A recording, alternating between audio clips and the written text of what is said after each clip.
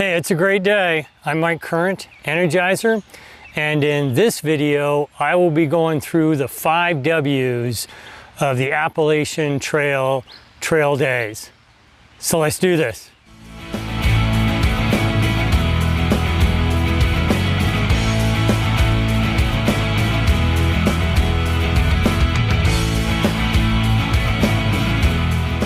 So a few quick facts before we start. The Appalachian Trail Trail Days is the largest trail event in the world. It takes place in the town of Damascus, Virginia, which is right on the Appalachian Trail, and I'll talk about that a little bit more later. The event always takes place the weekend after the Mother's Day weekend in the month of May. And it's a 3-day event. Friday, Saturday, and Sunday.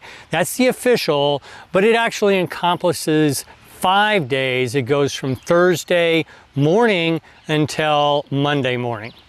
So for the town of Damascus, it is, as I said, right on the Appalachian Trail. It is at mile marker 470. It is the first town that you get to when you cross into the state of Virginia.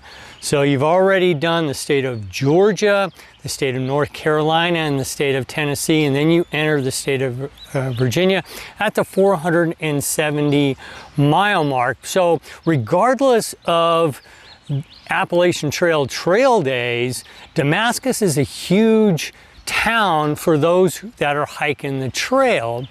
Usually by Damascus, over half of those that are going to quit have already done so within those 470 miles. So reaching Damascus is a big milestone for any thru hiker. It's like if you're a new thru hiker coming out of being a freshman, you know, and so you've done it. You're being successful on the trail, and then the only thing that's really going to stop you after that is injury, finances, maybe the grind, just continuously doing it, or weather if you just take a little too long.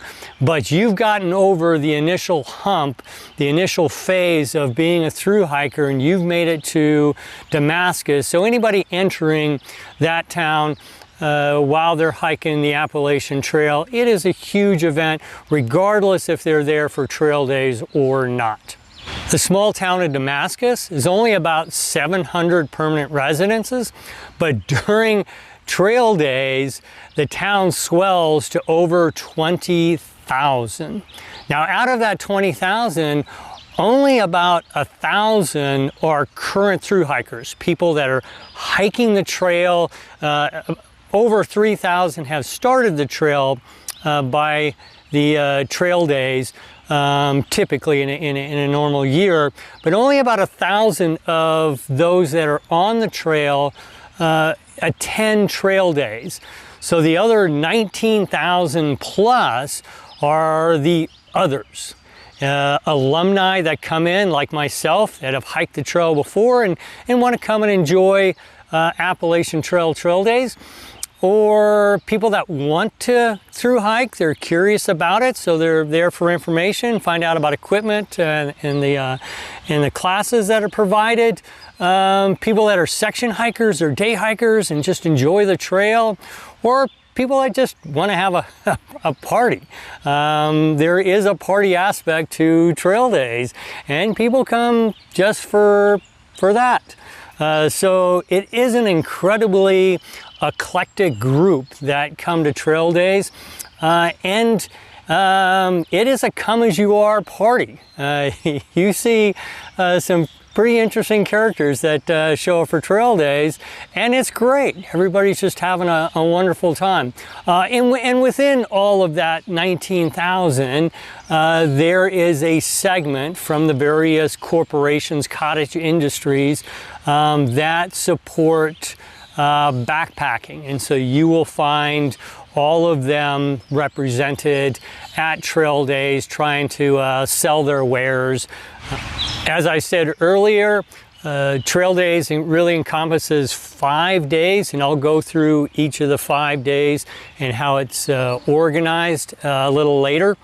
But the town where Trail Days occurs is also divided into sections, and I will go into those. You have the tent city, and I'll talk about that and what that entails. You have Vendors Row, and you have the town itself. Tent City is where most of the thru hikers coming in, they will wind up tenting for the weekend. Now, of course, in town, the hostels and Airbnbs, and they're all still open, but because of the increased population, they get filled up pretty quick. So most people tent within Tent City. That's just outside of town. And I mean, a quarter mile from anything, so we're not talking a huge distance here. And Tent City is divided up into two different areas. What is considered the quiet area is what people typically see on pictures of Tent City. It's a ball field and it's just filled with tents, and that's where everybody sleeps. But there is a second tent city. It's official, but it's another tent city, and that is in the woods next to the ball field. And that's where things just kind of get a little more wild in the evening. And so depending on which way you want to go, you know, the quiet part of Tent City, if you want to get a little bit more sleep, but during the evening, or if you really want to get into the festivities at night, put your tent in the woods, and you'll have a great time there. And so both of them have advantages. Now, right next to Tent City, or part of Tent City, is the official parking, and that is where you pay to park, and that's where it's public parking. It's controlled by the police department that's here, and you can get a pass and you pay for it. To stay in Tent City, it's $15 for the weekend. To park officially, it's $20 for the entire time. But if you're coming and you want to park in that area, you need to be here early on Thursday, because that portion fills up pretty quick, and then the other places to park throughout town just get a little bit more problematic. But the official area to park is right next to Tent City. So right next to Tent City is Way Ministries, and I cannot say enough about that organization and what they do for the hikers and anybody else that's staying in Tent City throughout the weekend. They are just absolutely incredible. Within their building that they have in the yard, there they provide meals for thru hikers that are coming through. Most of it is free. They have charging stations, they have Wi-Fi there, and they have entertainment right out on their deck. And to be honest, I liked their band more than some of the other bands. Not because the other bands that were, you know, headlined down in the town park gazebo were not good. They were just more for the younger crowd, and the ones with the Way Ministries just seemed to be playing music that was more in my age demographic, and so I really enjoyed them. But all the things that the Way Ministries does is just absolutely incredible, and if you come to Trail Days, you will see that they take care of individuals, and they do that from Thursday afternoon all the way to Saturday evening, and then they're closed on Sunday, but their Wi-Fi is still working, and their charging station outside their building is still on, but the building itself, they're all in church, and they pretty much closed down from Sunday on. But they are right next to Tent City. And then also right there at Tent City is, and it's part of the ministry, is the mobile shower facilities and mobile laundry facilities that they bring in and help provide for all of those they're inside Tent City. And again, it's all free. And then lastly, within Tent City, there are some vendors, but it's only about a half a dozen vendors that are there in the parking lot next to Tent City. Most of the vendors are down at Vendors Row in the town park near the gazebo. Vendor Row is in the town park. It's about a quarter mile from Tent City, but there's a beautiful path, asphalt path that goes the entire distance down into the town park, so very easy to get back and forth. But in Vendor Row, obviously, there are all the vendors. People you would expect. The national name brands are all there that support backpacking, and then of course the cottage industries, Enlightened Equipment, Hyperlight, that sort of thing. They're all there. And then just some other small businesses that might not have anything to do with backpacking, a leather maker or prints, or you can get face paints and that sort of thing. And then a lot of the authors, people that have written about the Appalachian Trail, they're there advertising their books.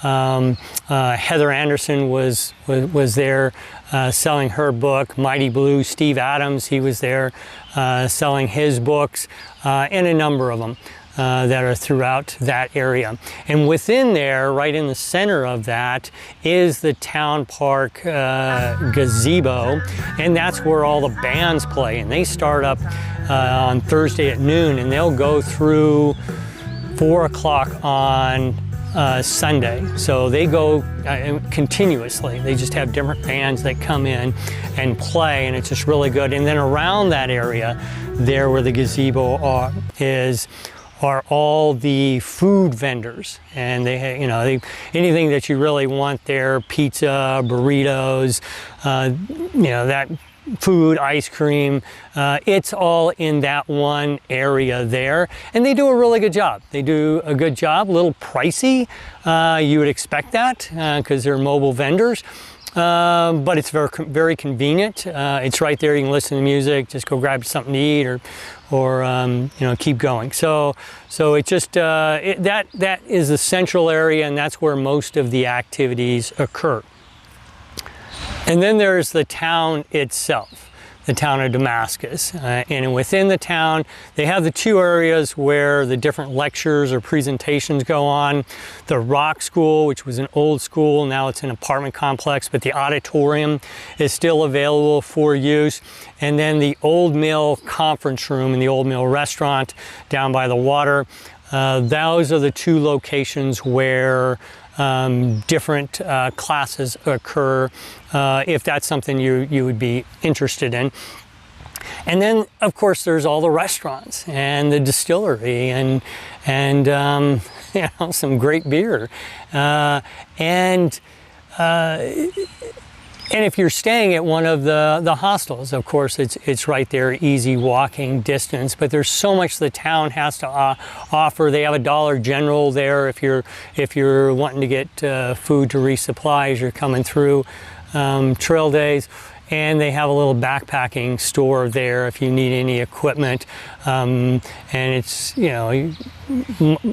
probably a greater variety within that little backpacking store than you find at the vendors, although at the vendors you might get a great deal on a specific item. If your backpack is busted in the first 470 miles, you probably get a great backpack for a good price from one of the vendors that's at the trail days. But it's all there, and to be honest, the prices of the food in town is the same or less than the vendors at the at trail days on Vendor Row.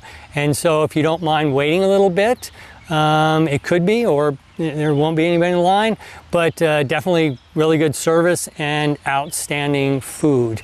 If you don't go to the Damascus Diner while you're in trail days, you are missing out. That place is an institution, just incredible food. So that's one place to definitely go. However, if you really aren't on a budget, but you want to get some incredible food, I go back to the Way Ministries. Almost every night they are making something for free. Great food. And the only thing I paid for at the Way Ministries is one morning they had an all-you-can-eat pancake breakfast, and it was only $5. But everything else, all the other food I've got, it just seemed they were always serving something, either a snack or a dessert or a meal, and they always had power bars or something available there that you could pick up, and it was all free. So if you're on a budget, definitely check out the Way Ministries and just enjoy their incredible hospitality. So how the weekend unfolds is, again, it starts on a Thursday, 9 a.m. 9 a.m. on Thursday is when Tent City opens. You can't be in before that, but 9 a.m. Tent City opens, and the official parking lot opens at 9 a.m. And some people who've been coming year after year after year, and they do quite a bit of organizing for trail days. It's a big event for them. They're there right at 9 a.m. And so the first parking lot right next to Tent City gets filled up by 9:30. That place is full. And then the secondary parking next to it where I parked was full by noon, 1 o'clock. And then people were scattering to find parking after that. So, you know, you have to determine what's going to work best for you. But come 9, I mean, if you're walking, it's not an issue. But if you're driving in, you want a place to park. And if you bring a car, once you park your vehicle, just leave it. Because you might have a parking pass, that doesn't mean you have a parking space. If you drive off to the store and you come back, your parking space isn't going to be there. So once you park your car, make sure you have all your supplies when you come in, park your car, and just leave it wherever it's at for the entire weekend, the whole time you're going to be there. And you can walk everywhere, it's not a big deal, but have your stuff. And so it starts on Thursday at 9 a.m. and the vendors are setting up, and they're pretty much all set up by noon on Thursday. So you can start seeing things, and the music starts on Thursday. You can go down and enjoy the music. And I believe it was Thursday evening, Way Ministries had a free dinner for everybody that wanted to come in. And it was incredible. It was fried chicken and beans and coleslaw and dessert and drinks, and it was just absolutely phenomenal. You know, here you go. It was just incredible. So Thursday, starting to ramp up, not quite there yet, but starting to ramp up. And then on Friday, that's where things really start to pick up, where the lecture series starts. Where you can hear different individuals that come in. That next morning, I walked into a circle of park rangers, Baxter State Park Rangers. They said, "Grandma, you's lost. Go home." I said, "I was not lost. I was just misplaced." One of the lectures I heard on Friday was Heather Anderson, Anish. She came in and talked about how her progression in the thru-hiking community, just absolutely phenomenal, hour-and-a-half presentation. And I'm just like, you know what, this is the last straw. Like, I am now like so far behind my pace, my schedule. There is no way on earth I can come back from this. Like, I was stuck at the Kennebec for 15 hours. I was stuck here for 15 hours. I just like hemorrhaged all of this time. And I was like, you know what, okay, I guess like, I really can't, like, the PCT actually was a fluke. Like, I can't do this. And so I ate all of my food, well, not all of it, but basically ate as much as I possibly wanted. I did not even attempt to dry my clothes, and I just went to bed with no alarm. I was just like, screw it, I'm quitting in the morning. I can eat everything. And I woke up in the morning, and I packed up and put the wet clothes on, which was really terrible. And then I don't even really know why, but I walked over to the river to look at it, and it had dropped by like feet overnight.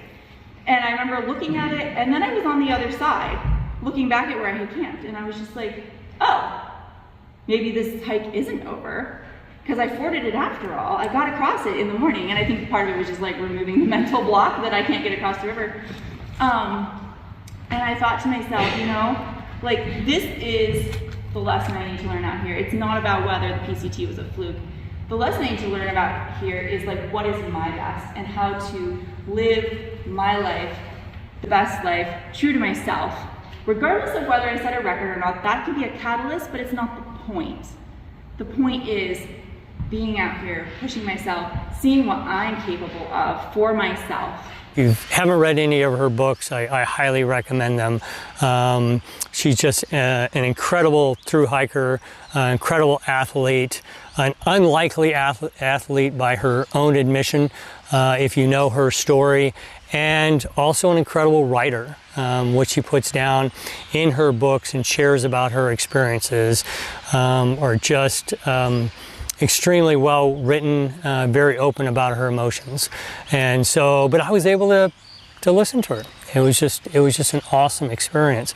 But that happened on Friday, along with, I got to listen to Warren Doyle on Friday. He gave one of his presentations, and he helps organize a lot of the presentations. He's one of the leaders that oversees that.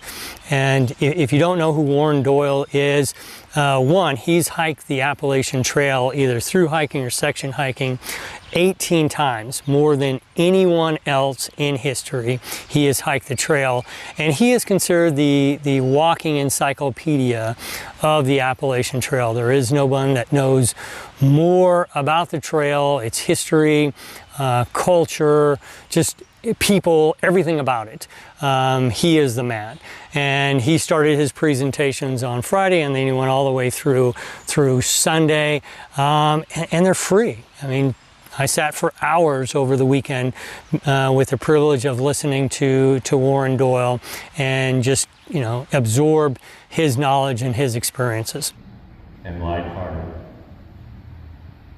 I take to the open trail. I'm healthy. I'm free. The long brown path before me, leading wherever I choose. Henceforth I ask not good fortune. I myself am good fortune. Henceforth I whimper no more.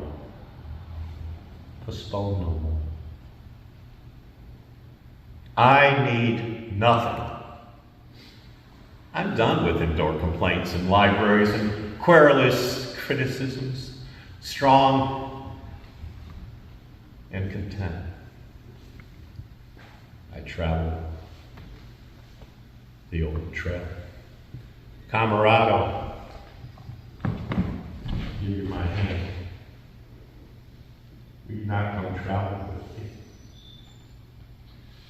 For my love is more precious than money. I reached out, trying to find out his hand. Finally grasped his hand. I was hoping for warm flesh against warm flesh, but it was cold bronze. But I shook his hand anyways. Climbed over another robber baron gate to get out of the zoo, and that was Bear Mountain Zoo and a conversation with Walt. The trail is going to say to you, you don't have the mental and emotional strength to walk. The trail isn't out there for you. You're out there for the trail to mold you and sculpt you in any way it sees fit. And I trust its intentions complete. Again, the music goes throughout Friday. Just some incredible bands right there in the park gazebo, and the Way Ministries, and then in town some of the bars have some bands as well going.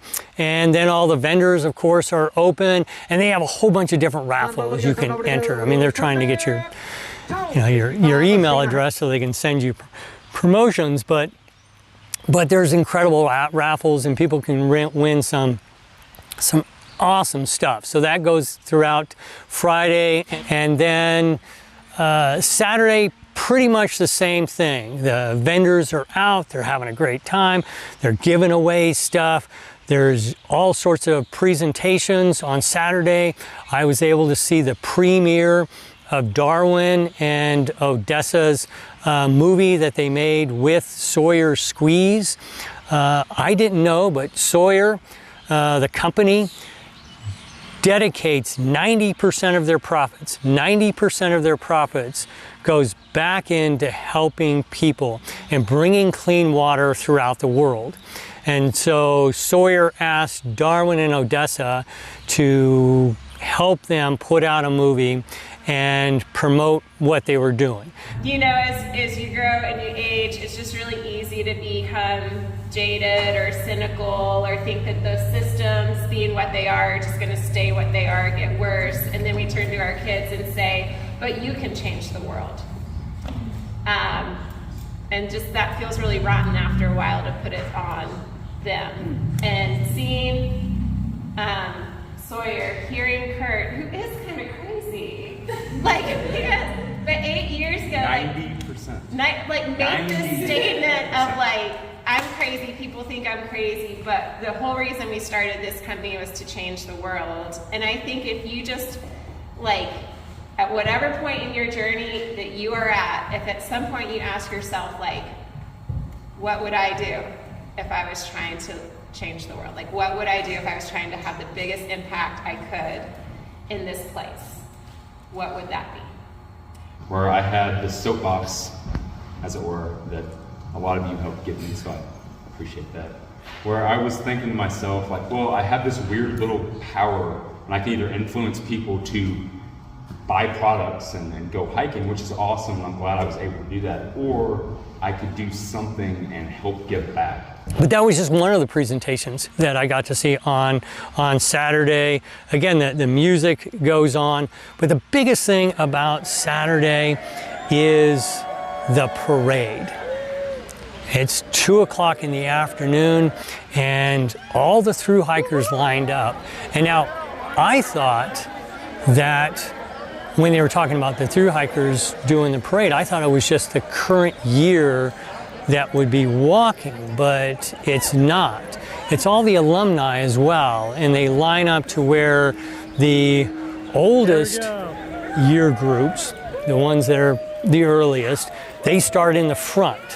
And then they work their way back, and I was in year group 2022, and so I was second to last as far as the year groups, and then the current year group behind me, and the parade walks through the town and right down downtown, and people have the squirt guns, and they're squirting the people and that are coming by, and it's just an incredible event of a gathering between all the thru-hikers, sharing throughout the years that feeling of having completed the trail, done the trail, and the townsfolk there cheering them on. It was just an absolutely fabulous event. I did not know it would feel the way it did when I started. You know, it's like, oh, I get to hike. I didn't know that before. It was like, oh, it's because I get to walk in the parade. Oh, that's kind of neat. And so I was able to do that, and I was like, oh, this is really nice. And then it just felt wonderful. It really did, with my classmates around me and celebrating and walking through the town and just having that feeling and that shared camaraderie, that shared experience.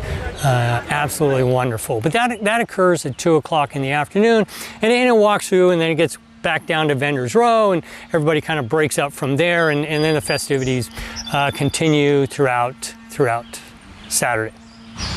Now, starting on Sunday, like I said, the Way Ministries closes, although you can still be up on their balcony area and charge your stuff, and their Wi-Fi still works, but they're closed down, their services are closed down, the showers and the laundry facility in Tent City is closed down. Oh, the vendors are still there.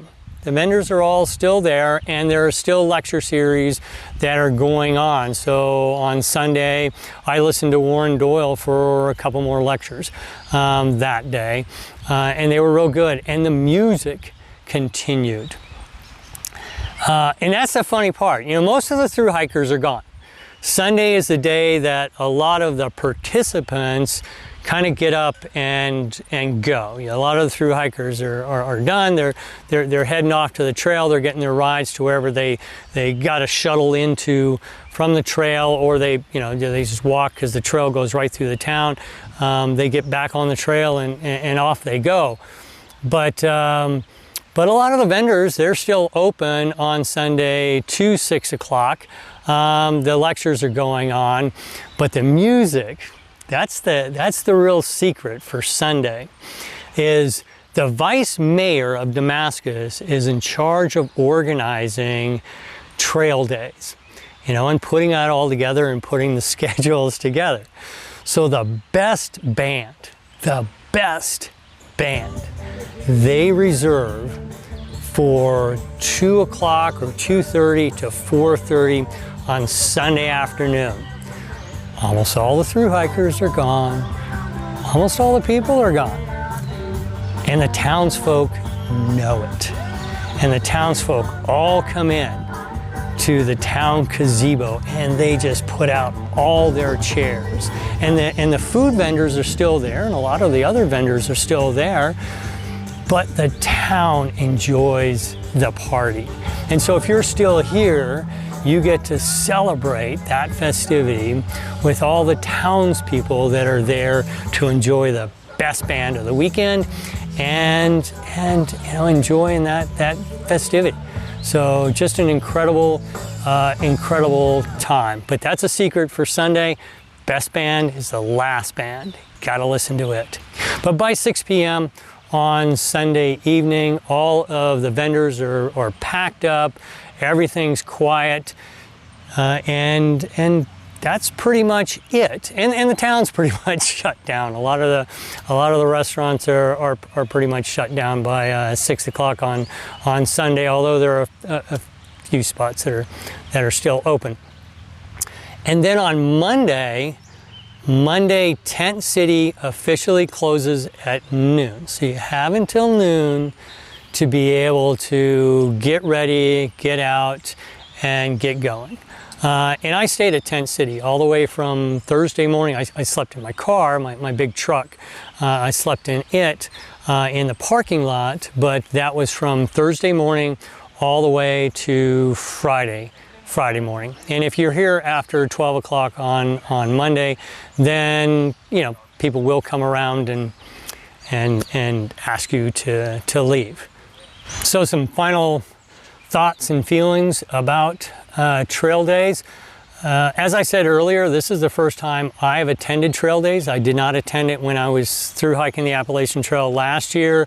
I just didn't want to shuttle. I was like a week off because last year it took place the 13th through the 15th, a week earlier, and I didn't want to shuttle up to Damascus and then get shuttled back just to get on the trail. So I missed trail days last year because I just kept hiking, and so I wanted to experience it this year, and I can tell you it was just absolutely incredible, the entire weekend. And I would recommend if anybody has hiked the trail but have never attended trail days, or if you're on the trail and it works out into the schedule and your budget, or if you section hiked, or you day hiked, or you're thinking about going, or you just have an interest in the Appalachian Trail, go to trail days. Just an incredible time, something for everyone. As I said, it's an incredibly eclectic group. It's a come-as-you-are party, and everybody here just has an absolutely fabulous time. I wasn't sure what to expect, and I'm leaving just having, having to have a absolutely incredible weekend here in Damascus. One of the things I really enjoyed about trail days is I got to see a lot of the people that I met on trail last year. There was a significant representation of the thru-hiking class of 2022 here, and it was just really incredible to see these individuals again, and connect. Tyvek shaman, Peter. He was our hero and organizer during the river crossing up in the 100-mile wilderness, and he was here, and it was just really good to see him again. Stan the Man ran a YouTube channel last year as well, incredible individual, and his hiking partner Monarch and her dog Sobe. Sobe is a 15-pound little dog, Maltese, that hiked the entire trail. Sobe is a badass. The Kilted Cowboy and his dog Trooper, along with part of his trail family, Flo and Jolly Rancher, the cowboy.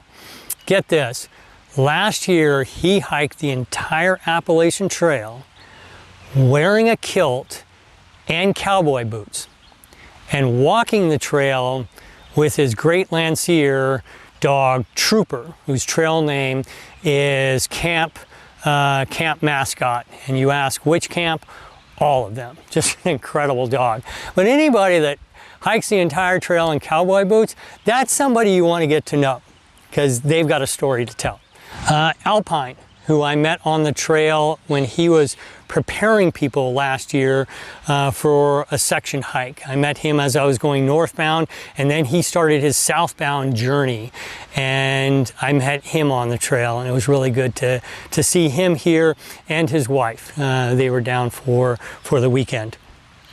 And then I got to see Beak, a master beekeeper, a military instructor, and he section hikes the Appalachian Trail. We met last year while I was through hiking, and he's got a couple more years before he retires, and he's going to be able to through hike the entire trail, but he was here. So one of the things that did happen while I was at Appalachian Trail Days is over a dozen people, I would say, over a dozen people recognized me. Did not expect that. I didn't. Like I said, I don't monetize my videos in any way. I just enjoy making them. I put them together. I put them out there, and then I just move on to the next video, the next project. But it did surprise me that over a dozen people recognize me, and that kind of hits me in three different ways. First, as I said, it does surprise me. I don't realize that people do watch the videos, and then my face would be recognizable, anyway.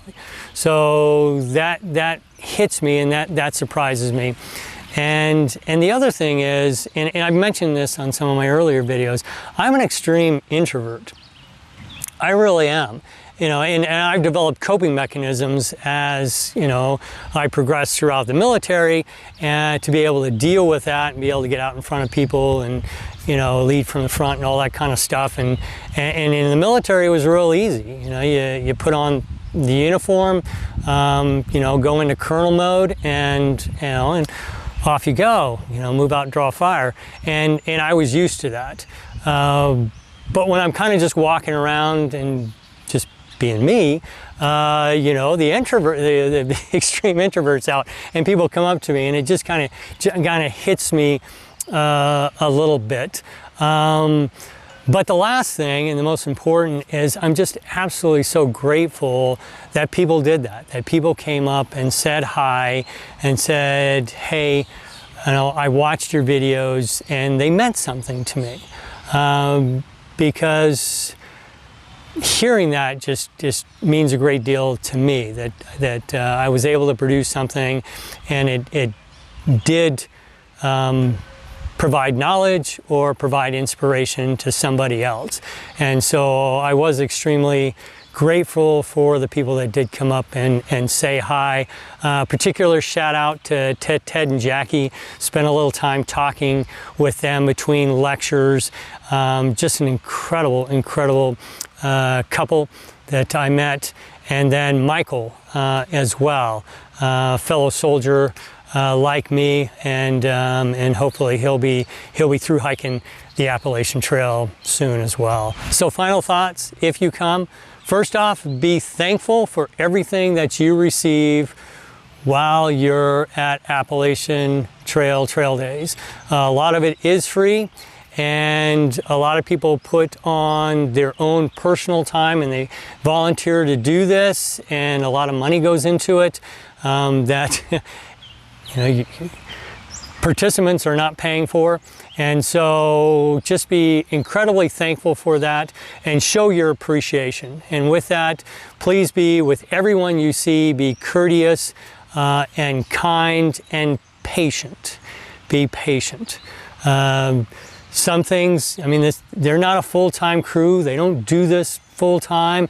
And so sometimes things run a little hectic, but they're just volunteering.